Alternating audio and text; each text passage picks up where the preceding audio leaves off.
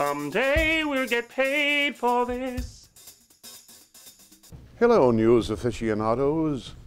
This is Scrapple News, and from high atop the Scrapple News Towers in downtown Philadelphia, IA, I am AP Ticker.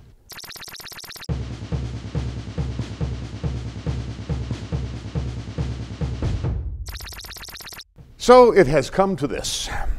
After caving in to Republican hostage-taking in December and putting the lie to their phony concern over the deficit by extending the Treasury-draining Bush tax cuts for the rich by another 2 years, President Obama has similarly acquiesced to an additional $38 billion in cuts, more than half of what the Republicans wanted, and all to avoid a government shutdown, which most credible observers agree would reflect poorly on the Republicans. Oh, but he did more than that. While patting himself on the back for his historic spending cuts, which any reputable economist will tell you is the opposite of what you do during a recession or a depression, he also dealt away Washington, D.C.'s right to use its own non-federal funds to assist poor women who need an abortion. And he dealt away a portion of his own health insurance reform law, the Free Choice Program, which, had it had time to work, would have helped very poor Americans buy health insurance if the plans their employers offered were too expensive. Oh, but they saved Planned Parenthood. What a crock. The tell was, when top Democrats admitted the numbers have been agreed to, Planned Parenthood was a distraction to make the progressive base feel better. This week, it's expected the president will call for reforms to Medicare and Medicaid, possibly even Social Security. And how did all this happen? Because the GOP has managed to turn a lie into a truth, simply by repeating it over and over and over again until it becomes received wisdom. We need to cut spending to create jobs. That's their mantra. And that is exactly the opposite of the truth. The Congressional Budget Office estimated that if the Republicans get all the cuts they wanted, it would kill 700,000 jobs, not create them.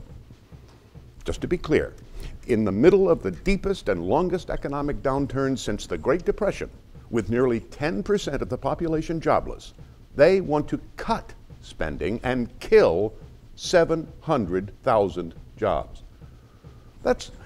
That's like driving your car into a ditch and then instead of towing it out, you say, you know what would get this car out of the ditch? Tearing out the seats. And yeah, maybe cut the brakes too, and deflate the tires. That should do the trick. If the GOP was serious about cutting spending, they would pull the plug on the 3 pointless wars we find ourselves embroiled in. Wars that have cost us $1 trillion to date. And what do we have to show for all that money?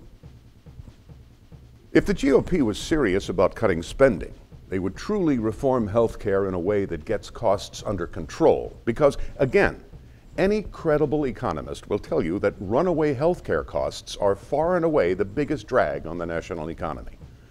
If the GOP was serious about cutting spending, they would make corporations and people in the upper tax brackets pay their fair share. But no. When they talk about cutting spending, they really mean they want to defund cervical cancer screenings for minimum wage earning women. They want to take heart medicine away from old people. And they want to take NPR away from everyone who enjoys it, which is to say everyone who's not an asshole. It's like they get off on taking candy from babies. They are bullies that beat up on the weakest among us to make themselves look strong. And the only reason I can figure out that the Democrats, both Congress and the president, are letting this happen is because they're just as owned by the Wall Street and the military-industrial complex as the Republicans.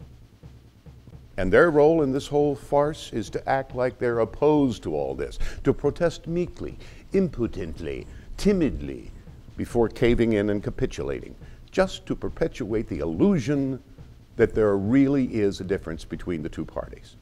Because when you get right down to it, the Republicans and the Democrats are really just two sock puppets, manipulated by the same hand. And that hand is not the hand of the American people. No, no, my friends, although they would like you to think so. Need I remind you, folks, all of this, the treasury draining perma-wars, the cowardice and corruption of those august bodies of governance, the cruelty and kleptomania of the upper class, the simmering anger and cynicism of the underclass is exactly why Rome fell. Look it up.